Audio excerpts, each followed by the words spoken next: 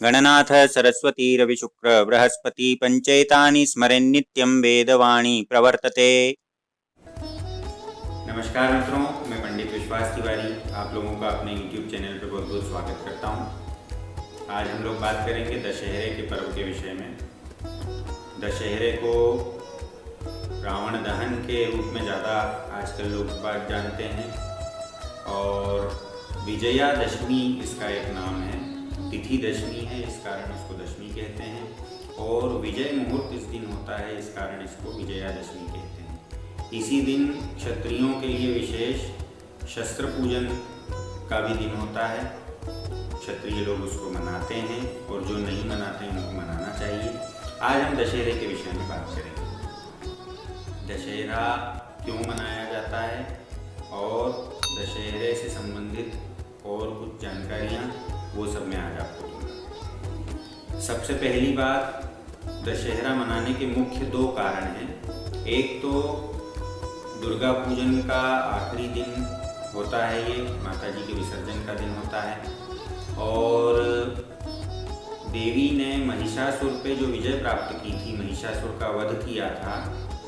ऐसी मान्यता है कि दशमी वाले दिन उन्होंने वध किया था।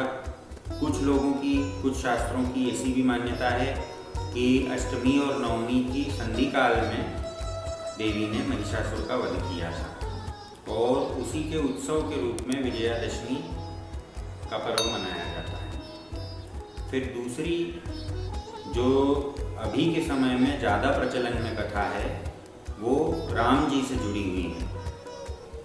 रामचंद्र जी ने रावण के ऊपर आज के दिन विजय प्राप्त की थी, रावण का वध हुआ था। उस उत्सव के रूप में विजयादशमी मनाई जाती है। मित्रों, भारत कृषि प्रधान देश है।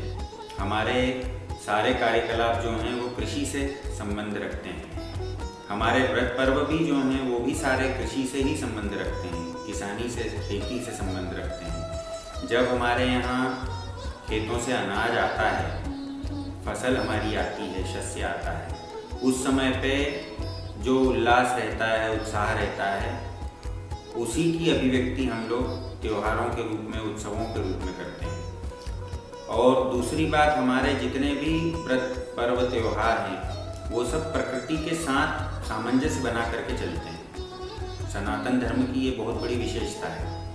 तो दशहरे पर्व की बात करें तो दशहरा पर्व ऐसे समय पे आता है जिस समय मौसम का परिवर्तन होता है। वर्षा की ऋतु पूर्ण समाप्त हो चुकी, शरद काल चल रहा है। शरद काल में भी फसल निकल चुकने का समय है। इस समय तक, विजयादशमी तक, लगभग सब लोगों की खरीफ की फसल, खरीफ अरबी वर्ड है, अरबी शब्द है, इसका अर्थ होता है शरद। तो शरद की जो फसल आती है, खरीफ की फसल जिसको बोलते हैं, उसके आने का ये समय होता है। तो सभी के पास उल्लास रहता है, उत्साह रहता है। मौसम में भी परिवर्तन जो आता है, कुछ कुछ ठंडक होने लगती है, तो उल्लास का वातावरण रहता है। इसी उल्लास की अभिव्यक्ति हम लोग दशहरे के पर्व के रूप में करते हैं। नए कपड़े बनवाना, नया सामान खरीदना, वाहन आदि जो नए लेना है, उसके लिए भी हम लोग दशहरे को मुख्य मानते हैं। और ज्योतिषीय गणना के हिसाब से भी दशहरे का पर्व जो है वो ऐसे योग को लेकर के आता है जिसमें किसी भी कार्य का श्री गणेश करना, किसी नई वस्तु को खरीदना, ये सब शुभ माना जाता है। कुछ एक ऐसी भी चीज़ें हैं जो इस दिन करने से सफलता प्राप्त होती है। जैसे पुराने समय में राजा लोग जो रहते थे, वो लोग किसी दूसरे राज्य पर आक्रमण करने के लिए इस तिथि को मुख्य रूप से प्रधानता देते थे। कोशिश करते थे कि इस दिन आक्रमण शुरू किया जाए। फिर कहीं किसी का दिल जीतने का अर्थ दिल जीतना भी होता है। तो यदि किसी का दिल जीतना चाहते हैं तो भी इस तिथि को प्रधानता देना चाहिए। और यदि संधि करना चाहते हो, मान लीजिए किसी से आपका वैमनस्य है, मनमुटाव है या किसी प्रकार की शत्रुता है, उस शत्रु के हृदय में अपना स्थान बनाना आप चाहते हैं, मित्रता प्रारंभ करना चाहते हैं, तो एक ये दिन और एक होली का दिन, ये ऐसे दिन होते हैं कि मित्र से भी संबंध बना करके मित्रता को प्रगाढ़ किया जा सकता है और शत्रु से भी संबंध बना करके शत्रुता को समाप्त करके शत्रुता के स्थान पर मित्रता स्थापित की जा सकती है। ये ऐसी दिव्य तिथियां हैं। इस दिन मुख्य रूप से शमी के वृक्ष का पूजन होता है।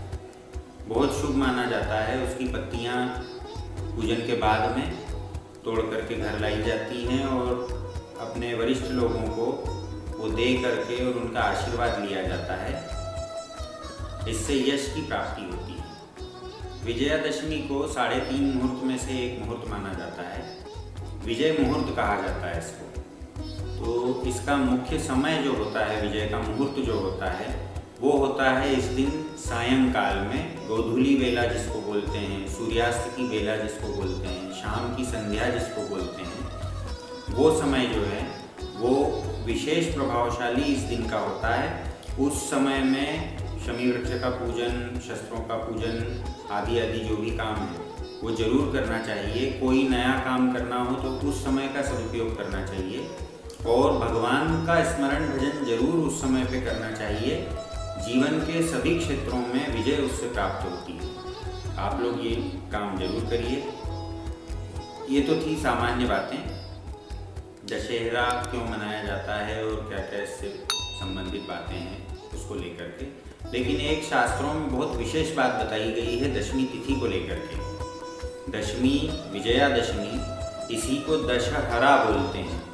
तो विजयादशमी तो बात समझ में आई कि राम जी की विजय हुई, माता जी की विजय हुई, इसलिए इसका नाम विजयादशमी है। लेकिन दशहरा के पीछे क्या कारण है? हरा का मतलब तो हरण करने वाला होना चाहिए। तो इस तिथि में ये विशेषता है, आंतरिक शत्रु, 10 प्रकार के आंतरिक शत्रुओं का ये तिथि हरण कर लेती है। कौन 10 प्रकार के आंतरिक शत्रु हैं? पहला काम, दूसरा क्रोध, तीसरा मोह, चौथा लोभ, पांचवा अहंकार, छठा मत्सर या मात्सर्य, सातवां हिंसा, आठवां प्रमाद, नवां आलस्य और 10वां आस्तेय। अस्तेय मतलब चोरी। इन 10 आंतरिक मनोगत विकारों को इस तिथि में एक क्षमता होती है कि वो मनुष्य के अंदर से हरण कर लेती है।